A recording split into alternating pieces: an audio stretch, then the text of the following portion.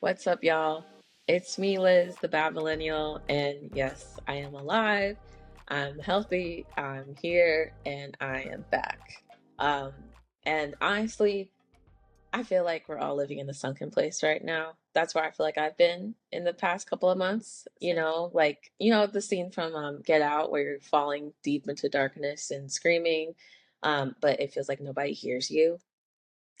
That's exactly what scrolling through the news feels like and trying to survive 2025, honestly. We're sinking and we feel like the world is still moving, but we're still stuck. Like, if you've been there, trust me, you're not alone. From honestly dealing with the economy and job loss and just searching for purpose outside of a job or a role, I've been doing a lot of soul searching and also personal development. So, part of that too is being able to do what I love, being creative, being able to make and produce things. And that includes this podcast. And so, I'm really trying to make a schedule, make some topics going because I noticed that on my whole hiatus, I was very active and still am on TikTok and Instagram. And those are fun, they're like bite-sized little things to be creative with, but there's nothing like setting up your camera and just chatting, you know? Like it's a little therapy, it's a little parasocial, it's a little self-centered, but in a good way. We'll see. We'll see how the rest of the episode goes. But let me know in the comments, what you'd like me to talk about in the future. And also, oh, that reminds me, I also have good news that I will be talking about later on in the episode. So be sure to stay tuned for that. And let's get into the episode. All right, so let's start with the news, which has not been light as of recent. You know, if anything's going to drag you to the bottom, it's the headlines from, I guess, let's start with the pop culture of it all. Um, Late night show hosts are being targeted by this administration, including Jimmy Kimmel, Colbert, um, all the Jimmys basically. Um, but Jimmy Kimmel being taken off air for a week because the administration threw a whole like tantrum and was threatening the whoever the broadcast people and FCC and everybody because he made a joke that wasn't even necessarily a joke, is more so of an observation about what happened, the assassination of this guy who I've never heard about until now, but very right wing, hated all people who were not white and male, basically. And he like spewed out those views on podcasts online. He was like a political influencer. He is not a politician. He had no actual role in anything. But because he was big and popular and basically Trump 2.0, his assassination was huge, unexpected, and hit the news like wildfire.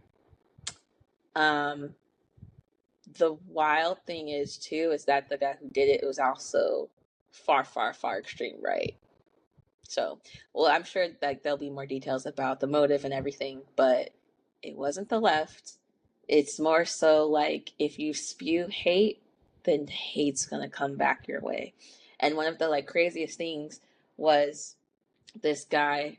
He was like, "Oh, we're gonna have to accept that there's gonna be some gun deaths from people having guns, but I believe that it's important for people to have guns and the freedoms and all the first, second, third amendment freedoms, and we'll just have death naturally coming with that." And so I don't know if his name is Charlie Kirk. I don't know if Charlie Kirk would agree with himself now, but who knows? But political violence is now just such a normal part of American life. Um, and it's so crazy how leaders or people in public don't see how your rhetoric can just flame the fire of hate and just continue to make things so horrible. I mean, even like this took place at a university in Utah, like Utah, right? But all of a sudden, HBCUs were being threatened and bomb threats were being uh, called in right after that, and class had to be shut down. Like, and Black people had nothing to do with it. So it's just, it's exhausting, you know, and it's crazy how much more polarized the country is now, and it's just spiraling into chaos over hate being such a mainstream thing. So, and then now we jump to Jimmy Kimmel. Got suspended. He's back now, but because he literally said that it seems like the guy who assassinated the guy was basically following Charlie Kirk's own mottos and motivations. So, and the fact that, you know, all of the right wing leaders want to just point out that, or they're trying to point out, oh, it's the left who did it. It's not us. It's not us at all. It's like, no, it wasn't us. Hate begets hate. That's it. So the fact that politicians are out here being fascist and having no consequences of their own, but they want to take Americans down and take their basically their jobs away from them and take free speech away from them. It's very wild and it's very terrifying. So the news cycle is insane. I feel like we're going nowhere fast. And all of that ruckus kind of came to a head too when people were saying that, oh, the world's gonna end. Like the rapture was trending on TikTok with oh, September 24th, the rapture, the rapture, the rapture. Like that's basically group suicidal ideation. Like if you want to really be serious about it, people are so disenfranchised and hopeless and upset over what's happening in real life that they are willing and happy to exit the real world, but they want to loop it into this whole Christianity. Oh, the rapture and the Bible, and oh, he says we're going to take 400,000 or however many Israelites up to heaven and prepare. And all of a sudden, all these Christian influencers thought that they were going to be the chosen ones. And look, I went to Catholic high school. I went to Lutheran grade school. I was raised Baptist. Like I, I remember at least in the Bible saying, I can't quote the exact scripture. I'm sure somebody can look it up, but no one will know the hour nor the day that this is all happening. And also, God's got it. Like God's planned everything out. None of the plans are going to be revealed by some random dude on TikTok who decided that this is the day. And also, we've had so many raptures and like, oh, the world's ending prophecies that did not happen. You know, like even COVID didn't really take us all out. It took people out, but it didn't end the world. It was a nice shutdown. It was a nice pause. Honestly, I would like to be have the world pause again and get their heads back on straight, but it's not. Come on, but that just shows how like depressing and how much we are in the sunken place around here. Like people are ready to exit and unalive themselves because they don't know what else to do, and it's hopeless, and they feel like they're going nowhere. I mean, I'm thinking of Get Out. How did he get out? I have to rewatch that movie, honestly, because it feels like this world is, or at least in America, we just need to escape. So that's why I'm here. That's why I'm hopefully opening a door to escapism for you guys, because I want to get something that's more lighthearted, more fun, and obviously I'm going to continue to vote, encourage y'all to vote, call your senators, call your congressmen, you know, march out in the streets with the protests, write letters, do everything you can to preserve this democracy, because the more that we just accept that hate is, you know, a common okay thing to accept, the more we're gonna just be descending straight into hell on earth. That's as plain as I can put it for you guys. So, but let's take a lighter spin. Let's turn into something more fun, that has recently kind of caught my eye, which is pop culture and entertainment. It's still entertaining. It's still out there. We still have like the circus of you know pop stars and beefs.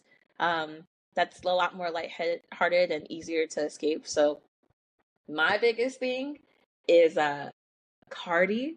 Y'all, did y'all hear Cardi's? Okay, because one second, I have to show y'all this. So I have her album. Oh, I got it signed. This came part of the album, but basically, Cardi. Am I the drama? Am I the drama? Am I the drama? Yes. Cardi, you are the drama. Oh my lord. Like, first of all, I loved her rollout, the marketing, the whole like billionaire millionaire cosplaying as a poor mother of three, just trying to get her album and her art out there and trying to sell so she can pay these bills and pay for her divorce. Like, she's hilarious without even trying to be. Like, that's one of my favorite things about Cardi as a celebrity. She is so authentic. It feels like she has no PR training. I don't want her to ever get any PR training. Like, she was also in the middle of this whole like court um case where this former security guard was suing Cardi while Cardi was like, I guess, at a OBGYN getting a checkup, and the security guard says that she scratched her and assaulted her and cursed her out. Cardi says that this girl was recording her and wouldn't leave her alone, even though she was at a doctor's office, which there should be patient privacy there. And just her reactions on the stand and the wigs, I mean, she was hilarious. Like, I'm sure y'all have seen the memes and everything. But what's so also amazing and just perfect about her is that she knows how to seize a moment. And so when pictures of her face reactions went viral, she put it on one of her CDs, which I don't have, and I half of me wants to get it, and half is just like just take the screenshots and save it for a chuckle another day. Um, but yeah, Cardi is everything, and I'm so glad that it's not just gas and it actually can be backed up by talent because, like the songs she released, which like Outside and Imaginary Players, featuring like Jay-Z's beats, like that was fun, but it wasn't really deep. Like, yeah, it was like, oh, you're outside, you're divorcing this man, and you're getting away from this horrible man.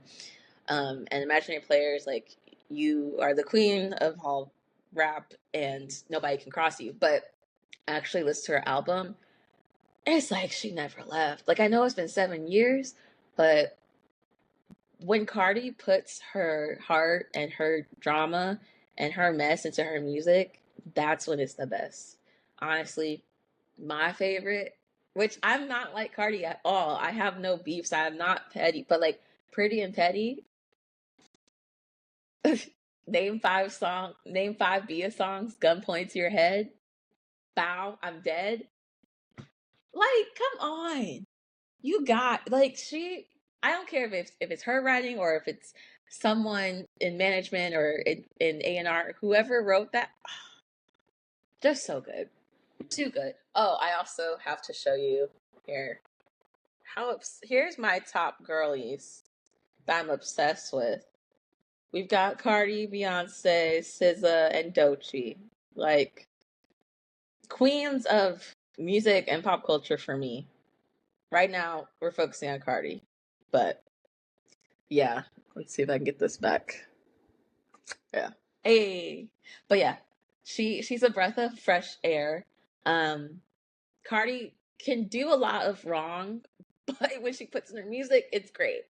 Um, so also along with her sophomore album, Am I the Drama?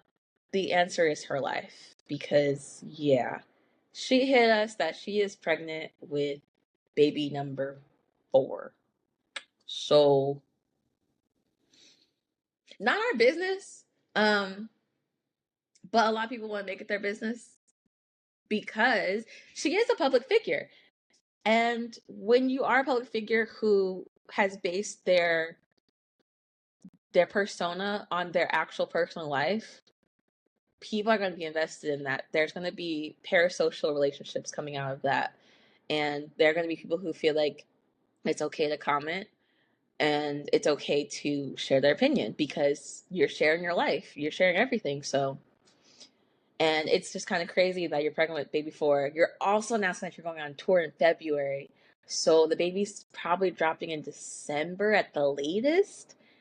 Um, and I've seen, performances from Cardi, SNL, and other things. And she's like a rap Mariah Carey. She's gonna stand there and people are gonna be dancing their asses off around her. There's gonna be lights, pictures, action, like, and I'm sure that'll be fun as well. Because I'm so in love with these songs, I'm pretty sure I'm gonna buy tickets. The only thing that like concerns me and that the internet has been kind of sharing about that is that like, oh, if there's complications or if she could cancel the tour because she did previously because her first album came also with her first babies. So I probably would recommend getting ticket insurance when they're up just in case because yeah, I don't want to like spend all that money for nosebleeds and still not be able to see her at all. So yeah, but I appreciate Cardi even opening up and sharing. Like she doesn't have to share that she was pregnant either. I mean, I don't know how you hide that, but she doesn't share anything, and so I appreciate that she's open on her album and in person. She talked about the anxieties of even just like getting this album out and talking about how hard she wanted to go for the fans and how she owed to the fans. Like she actually is thinking about us, which is really cool, um, and makes her feel more relatable and less of a celebrity. Um, there was my favorite podcast, The Read, featuring Kid Fury and Crystal. There was a read about Cardi that was a bit harsh but real. And there's been so much like controversy and discussion online, talking about like, did she go too far? Talking about Cardi, or is it parasocial? Is it jealousy? Which I don't know. But basically, Crystal went in on Cardi B being pregnant again with this guy who actually I haven't even talked about this, but the guy Stephon Diggs, who's he's a player for the Patriots, football stuff, whatever. But apparently he has a 6-month-old and allegedly 2 babies on the way at this same moment in time. There's at least like one paternity suit out there, so and also reminds me of this viral video that they took in the Patriots locker room. They were asking which guy on your team would you least want to date your sister, and they all said Stephon Diggs, who is now currently Cardi's baby father. So this says a lot. I'm gonna let y'all think about what that says, but I'm not Cardi, and I know like a lot of people are like, oh, she has money and nannies, and Crystal's argument was money creates so many horrible people. Money doesn't solve problems and money doesn't raise children. We can, think about so many rich, famous celebrities who have all the money and all the access and all the time in the world, but if their parents were basically shit, then they come out shit. Or if their parents weren't even in their lives, a lot of times, there's that child wound that happens when your mom, especially, is not in your life. And that's not to say that Cardi is not in her kids' lives. She also didn't need to, but she got on Twitter Spaces after that and talked about how she's always in her kids' lives. All her kids are under the same household, clock it. And, she's always actively in their kids' lives. And she made an interesting but valid point that, like, hey, well, what about all the moms out there, regular moms who have a 9 to 5? Like, they have to work away from the home. They may not be able to wake up and, like, make them breakfast or pack lunch or even be able to make a good dinner and it's just like pizza. Like, what about them? And so the problem is attacking and assaulting mothers and motherhood when really we should be attacking and questioning capitalism that makes motherhood so difficult and fatherhood as well. But it's very much focused on, oh, make sure you're pregnant, protect the fetus. The fetus is a person, a human, they have rights. But as soon as that fetus is out of the person, safe and sound, there's no more help. There's no more rights. There's no time off for the parents, really, barely. There's no um, paid childcare. You know, like I think New Mexico recently said that they would pay for childcare. Um, that's like one state. So the fact that we're not a third world country, but we still have like the worst care for our mothers and children. And then don't get started on how much school, private school, college, healthcare, all of that costs. But yet you want us to have 50 million kids and stay at home and take care of those kids. Yeah, it doesn't pan out, it doesn't balance out. So yeah, I think we need to be focused on like the actual rules and programs, regulations that make it so difficult to have and provide for children, and less about what women are doing with their bodies. So that's my response on Crystal's rant there. I understand the disappointment, and it seems like there was a lot of hurt.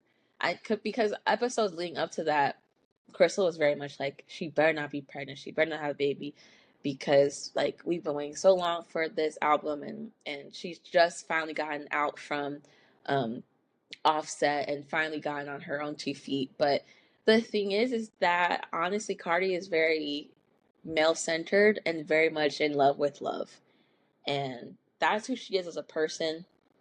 She found a way to make it work for her. She found a way to get financially stable, and she has a village. And to be honest, we don't know that much about her. So to have that much emotion and that much heat towards somebody who you don't even know at all, like, I don't know. But again, am I the drama? Yes, you are, Cardi. You are the drama. Um, but I'm looking forward to the rest of whatever this girl decides to do, because she is a welcome distraction from the sunken place of life. So, what y'all think? Are y'all Cardi fans? Do you love Cardi? Do you listen to the Read podcast? Like, did you hear Crystal's rant? Um, what do you think about it? So, I've been talking about the sunken place a lot, and I just want to know, how do we get out? Like, we can't escape reality. The rapture isn't real, but we can escape the scrolling. You know, I think doom scrolling raises the anxiety levels, the depression, and also creates a lot of FOMO. You know, people are putting their best curated lives online, and that's also, you know, gives you a little spiral as well. You're like, oh, I'm not doing enough. I'm this many years old and I'm not doing as well as her or him.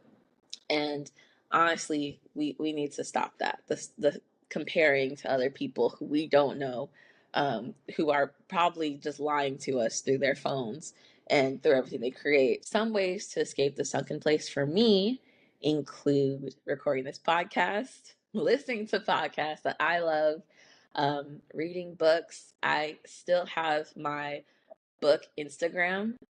You can follow it at Another Reader account, where I post about the books I'm reading, any book trends, and, you know, just enjoying fantasies and fiction and drama that's not real. but I can just open the book and escape into another world at any time. Or my Kindle, which I recently got a Kindle and I really love it. So recommend it. Um, Other times it's just choosing joy on purpose, whether that's going out to get a matcha, um, you know, the phone call with a friend. I know us millennials are weird around phones, or at least I am, and phone calls are weird interruptions to life, but sometimes we do need that interruption, just like call me, friends, call me. I am getting better at just picking up the phone. You don't even have to schedule it, just call me. Um, and also baking things. I've made Megan, you guys know Duchess Megan. She has her whole like as ever baking line. I've made her French style crepes. I've made her shortbread cookies, um, and they're delicious and sweet, but not too sweet, just light. I think I'm going to review it on my TikTok, which you can find at What Did I Sign Up For? um, yeah, Megan's cookies and even just watching her show, I think it's called Love Megan or something like that.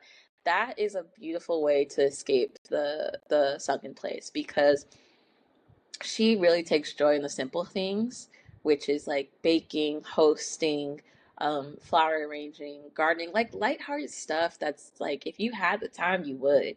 And it is really sweet just to see people happy over like the simplest things and just be able to, kick your shoes off and chat with a friend.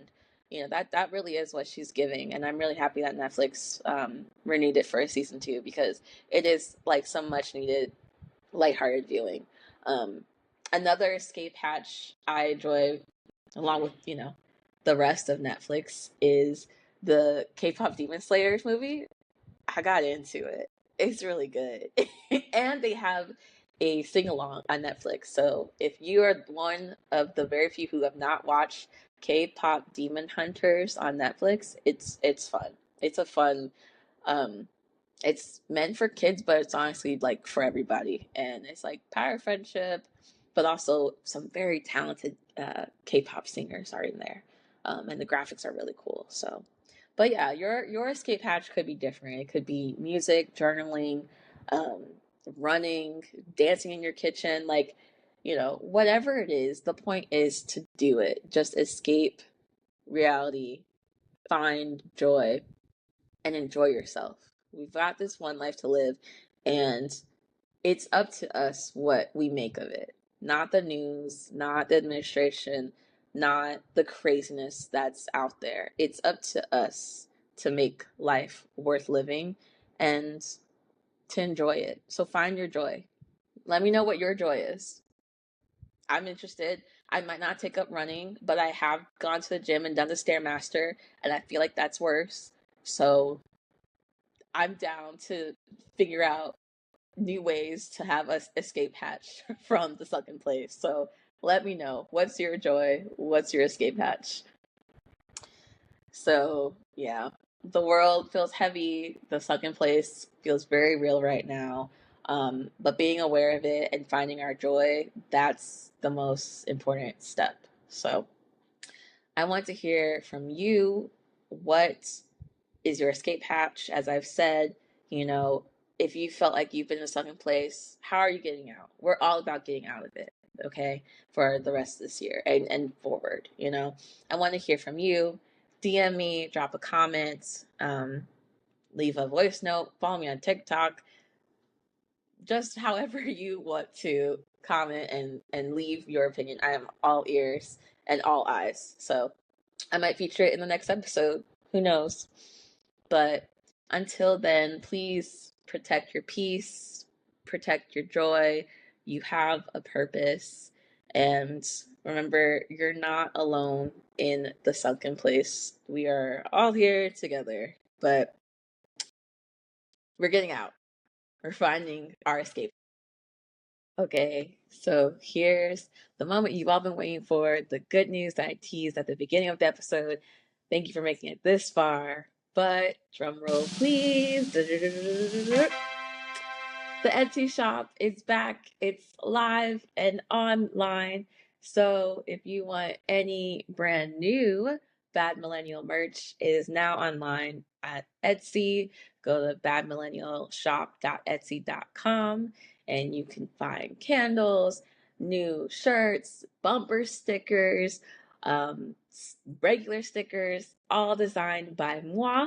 So really appreciate your support and go and find out what the new merch looks like. I'm excited. I've already ordered my own, of course, and I'm going to be rocking some things upcoming. So, yeah, hope you guys enjoy. So, this has been another episode of The Bad Millennial. Thank you so much for tuning in. See you next time.